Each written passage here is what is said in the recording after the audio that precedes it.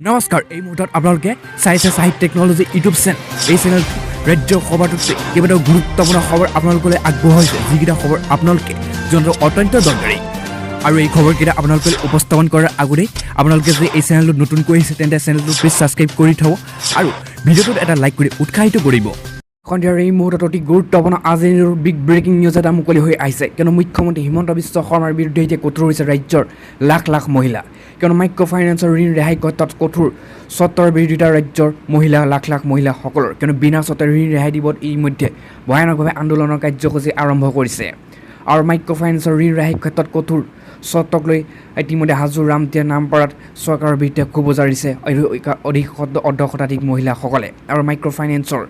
ঋণ মাফ কৰিবলৈ ভাৰতীয় জনতা পাৰ্টীৰ বৃহৎ নিৰ্বাচনী প্ৰতিশ্ৰুতি কিন্তু সেইহেতুকে মাইক্ৰ' ফাইনেন্সৰ ঋণ মাফ সন্দৰ্ভত চৰকাৰে আৰোপ কৰা চৰ্তৰ তীব্ৰ বিৰোধিতা কৰি ওলাই আহিছে হাজাৰ হাজাৰ ৰামদিয়াৰ নাগপুৰীয়া মহিলাসকল আৰু চৰকাৰক বিনা চৰ্তে মাইক্ৰ' ফাইনেন্সৰ ঋণ মাফ কৰাৰ দাবী ইতিমধ্যে ৰামদিয়াৰ এইসকল মহিলাসকলৰ আৰু চৰকাৰে দিয়া প্ৰতিশ্ৰুতি মতে ঋণ ৰেহাইৰ ক্ষেত্ৰত এতিয়া তেওঁলোকৰ প্ৰতি ঘোৰ অন্যায় হোৱা বুলি অভিযোগ উত্থাপিত কৰিছে ৰামদিয়াৰ লাখ লাখ মহিলাই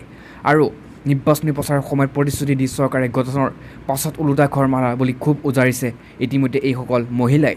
কিয়নো বিভিন্ন আত্মসহায়ক গোটৰ সদস্যসকলে চৰকাৰে বান্ধি দিয়া নিয়ম মানিবলৈ সক্ষম নহয় বুলিও জানি দিব দিছে মহিলাসকলে মুখ্যমন্ত্ৰী হিমন্ত বিশ্ব শৰ্মাকো বিষয়টোক পুনৰ বিবেচনা কৰিবলৈ জনালে প্ৰতিবাদী মহিলাসকলে ইয়াৰ পাছত এই মুহূৰ্তত আজিৰ দিনটো আন এটা ব্ৰেকিং নিউজ মুকলি হৈ আহিছে কিয়নো অসম চৰকাৰে অসমৰ চৰকাৰী কৰ্মচাৰীসকলৰ বাবে এক বৃহৎ সিদ্ধান্ত গ্ৰহণ কৰিছে আৰু যিহেতু লাহে লাহে শিথিল হৈছে অসমত ক'ভিড নিয়ম কোভিড ভেকচিনৰ দুটা ড'জ লোৱা চৰকাৰী কৰ্মচাৰী কাৰ্যালয়ত যোগদানহে নিৰ্দেশ জাৰি কৰিছে কিন্তু যিসকল কৰ্মচাৰী এতিয়া ক'ভিডৰ দুটা ড'জ গ্ৰহণ কৰিছে সেইসকলে কৰ্মচাৰী কাৰ্যালয়ত উপস্থিত হ'ব আৰু দীৰ্ঘদিনে চৰকাৰী কাৰ্যালয়সমূহ বন্ধ ৰখাৰ ফলত প্ৰায় স্থবিৰ হৈ পৰিছে ৰাজ্যৰ প্ৰশাসনিক কাম কাজসমূহ আৰু এই স্থবিৰতা দূৰ কৰাৰ বাবে ৰাজ্য চৰকাৰে জাৰি কৰিছে নতুন নিৰ্দেশনা এই নিৰ্দেশনা অনুসৰি ক'ভিড ভেকচিন দুটা ড'জ গ্ৰহণ কৰা চৰকাৰী কৰ্মচাৰীসকলে আজিৰে পৰা নিয়মীয়াকৈ উপস্থিত থাকিব লাগিব কাৰ্যালয়ত অৱশ্যে ভেকচিনৰ দুটা ড'জ গ্ৰহণ কৰা কৰ্মচাৰীসকলে কাৰ্যালয়ত উপস্থিত থকাৰ সময়ত মানি চলিব লাগিব চৰকাৰে জাৰি কৰা ক'ভিড প্ৰট'কল আৰু ইয়াত কৈছে যে প্ৰথমতে চৰকাৰী আৰু বেচৰকাৰী কাৰ্যালয়ত দিনৰ 2 বজালৈকে খোলাৰ কথা সিদ্ধান্ত গ্ৰহণ কৰিছিল কিন্তু পৰৱৰ্তী সময়ত চৰকাৰী বেচৰকাৰী কাৰ্যালয়সমূহ 15 জুনলৈ সম্পূৰ্ণৰূপে বন্ধ কৰাৰ ঘোষণাও কৰিছিল কিন্তু 15 জুনলৈ চৰকাৰে ইতিমধ্যে নতুন এছঅ'পি বহাল থাকিব আৰু 16 জুনৰ পৰা ক'ভিড নিয়ম শিথিল হ'ব বুলি ইতিমধ্যে আমাৰ হাতত তথ্য আহি পৰিছে ভিডিঅ'টো সম্পূৰ্ণভাৱে চাই থাকক কি এছঅ'পি জাৰি কৰিছে চৰকাৰে সন্ধিয়াৰ পাছতো এই মুহূৰ্তত আজিৰ দিনটোৰ সকলোতকৈ ডাঙৰ ব্ৰেকিং নিউজটোৱে মুকলি হৈ আহিছে যিটো খবৰৰ বাবে অপেক্ষা কৰিছিল সমূহ অসমবাসী ৰাইজ কিয়নো অসমত ইতিমধ্যে খুলি দিয়াৰ সিদ্ধান্ত কৰিছে সম্পূৰ্ণৰূপে আনলক আৰু সেইবাবে আন্তঃজিলা যাতায়াতৰ ক্ষেত্ৰতো হ'ব পাৰে বহুত সিদ্ধান্ত কিয়নো আন্তঃজিলা যাতায়াতৰ ক্ষেত্ৰতো গাড়ী চলাচল সম্পূৰ্ণৰূপে খুলি দিয়াৰ সিদ্ধান্ত গ্ৰহণ কৰিব আৰু তাৰ মাজতে 27খন জিলাত ইতিমধ্যে সান্ধ্য আইন পিছুৱাই দিয়া হৈছে আৰু দোকান পোহাৰ গাড়ী চলাচল সময় সন্ধিয়ালৈকে বৃদ্ধি কৰিছে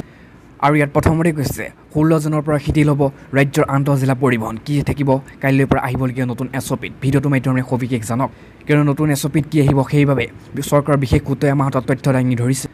লগতে কৈছে 16 জুনৰ পৰা শিথিল হ'ব আন্তঃজিলা পৰিবহণৰ ব্যৱস্থা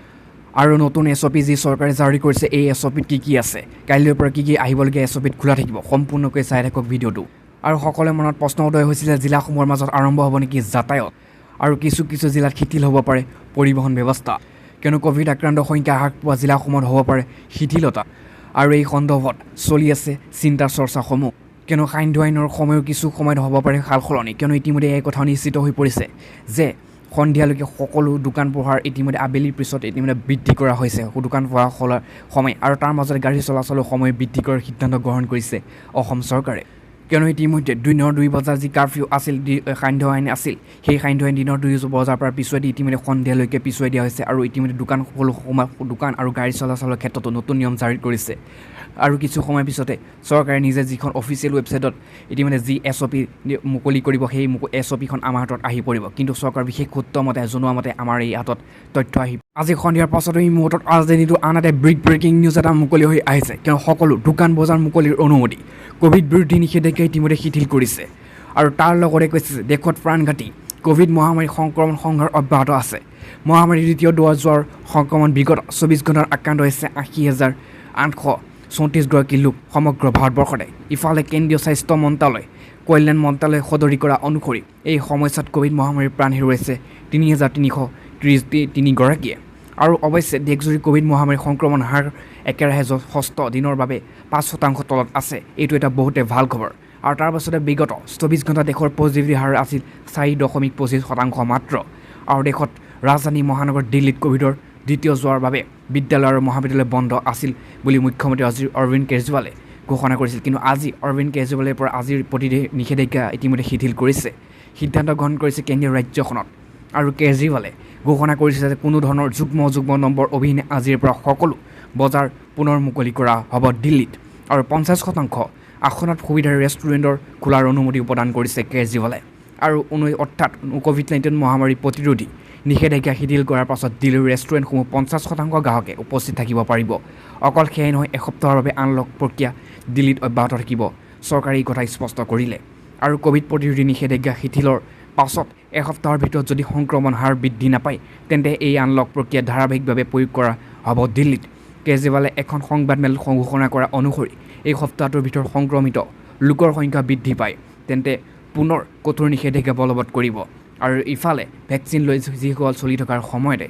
আৰু ইতিমধ্যে নাটনিৰ মাজতে দিল্লী ইন্দ্ৰপ্ৰস্থ হস্পিটালে 15 জুনৰ পৰা ৰাছিয়াত প্ৰস্তুত কৰা স্পুটনিক ভি ভেকচিন জনসাধাৰণৰ প্ৰদান কৰাৰ সিদ্ধান্ত লৈছে। দিল্লীৰ এপ'ল' হস্পিটালৰ উপৰিও হায়দৰাবাদৰ কণ্টিনেণ্ট আৰু হস্পিটালতো আগন্তুক 15 জুলাইৰ পৰা স্পুটনিক ভি ভেকচিন প্ৰদান কৰা হ'ব। কেন্দ্ৰীয় চৰকাৰে ঘোষণা কৰা অনুমতি মাত্ৰ এটা ড'জ প্ৰদান কৰিবলগীয়া এই ভেকচিন প্ৰতিটোৰ মূল্য হ'ব 1145 টকা। আৰু স্মৰ্তব্য যে ৰাছিয়াই স্পুটনিক ভি ভেকচিন 98.3% ফলপ্ৰসূ বুলি ইতিমধ্যে ঘোষণা কৰিছে। এই মুহূৰ্তত ডাঙৰ খবৰ এটা মুকলি হৈ আহিছে, কিয়নো মুখ্যমন্ত্ৰী হিমন্ত বিশ্ব শৰ্মাই শপত লোৱাৰ পিছতেই পৰা ৰাজ্যত ভয়ানকভাৱে অভিযান চলি আছে। যিসমূহ ক্ৰাইম চলি আছে, সমগ্ৰ ড্ৰাগছকে ধৰি বিভিন্ন ক্ৰাইমৰ অভিযান চলি আছে। এতিয়াও 500-600 লোক গ্ৰেপ্তাৰ হৈছে। কিন্তু এইখিনিতে আহিছে ডাঙৰ খবৰ, কিয়নো ADF-ৰ বৃহৎ হাই প্ৰফাইল নেতা গ্ৰেপ্তাৰ হ'ব নেকি? কিয়নো মণিপুৰলৈ যোৱা পথত মাজবাটত অৰ্ধদান হয় লোহাৰ ভৰ্তি ট্ৰাক। ADF-ৰ শীৰ্ষ নেতা দোকানত ওলাল চুৰি ৰড। আৰু উত্তৰ গুৱাহাটীৰ পৰা ৰড কোম্পানী মালবাহী ট্ৰাক আৰু হাইজেক কৰি এক চক্ৰই ৰাজ্যৰ প্ৰান্তে প্ৰান্তে চলাইছে চোৰাং ৰডৰ বিক্ৰী চক্ৰ। আৰু দক্ষিণ শালমৰা মানকাছাৰ জিলাৰ ফেকমাৰীত দেওবাৰে উত্তৰ গুৱাহাটীৰ আৰক্ষী চকীৰ এটা দলে অভিযান চলাই 2 টন চুৰি ৰড উদ্ধাৰ কৰাৰ পাছত ইতিমধ্যে চাঞ্চল্যকৰ সৃষ্টি হৈছে। আৰু ইয়াত উল্লেখ কৰা হৈছে যে গুৱাহাটীৰ পৰা আহি জিলাখনৰ খাৰুবান্ধা আৰক্ষীৰ সহযোগত ফেকামাৰী বজাৰত থকা ফাৰহানা এণ্টাৰপ্ৰাইজ নামৰ দোকান এখনত অভিযান চলাই জব্দ কৰিছে 2 টন চুৰি ৰড। আৰু ফাৰহানা এণ্টাৰপ্ৰাইজ স্বত্বাধিকাৰী ADF দলৰ ফেকামাৰী আঞ্চলিক সমিতিৰ সাধাৰণ সম্পাদক মফিজুৰ ৰহমানৰ বুলি জানিব পৰা গৈছে। আৰু আৰক্ষীৰ অভিযানত উমান পাই ফাৰহানা এণ্টাৰপ্ৰাইজ স্বত্বাধিকাৰী মফিজুৰ ৰহমানক পলায়ন কৰা বুলি স্থানীয় ৰাইজে নিশ্চিত কৰে। আৰু দোকানখনৰ মালিকক নাপাই কৰ্মচাৰী বাবুক উত্তৰ গুৱাহাটী আৰক্ষীয়ে আটক কৰিছে। কিন্তু এইখিনিতে আহিছে ডাঙৰ খবৰ, কিয়নো জানিব পৰা মতে MSYৰ কম্পেৰিছন নামৰ ৰড কোম্পানীটোৰ পৰা যোৱা 24 মে'ত কেইবা ট্ৰাক ৰড মণিপুৰলৈ প্ৰেৰণ কৰিছিল। কিন্তু তাৰ মাজত পৰা এখন ৰড ভৰ্তি ট্ৰাক মাজপথৰ পৰা উদ্ধাৰ নাইকিয়া হৈ গৈছিল। সন্ধিয়াৰ পাছতো এই মুহূৰ্তত আন এটা ডাঙৰ খবৰ মুকলি হৈ আহিছে, কিয়নো চৰকাৰে জাৰি কৰিছে এখন নতুন আঁচনি। এই আঁচনি মাত্ৰ আপুনি 95 টকা জমা কৰক আৰু উপাৰ্জন কৰক 14 লাখ টকা পৰ্যন্ত। জানক কেনেকৈ ইমান ধন আপুনি পাব পাৰে।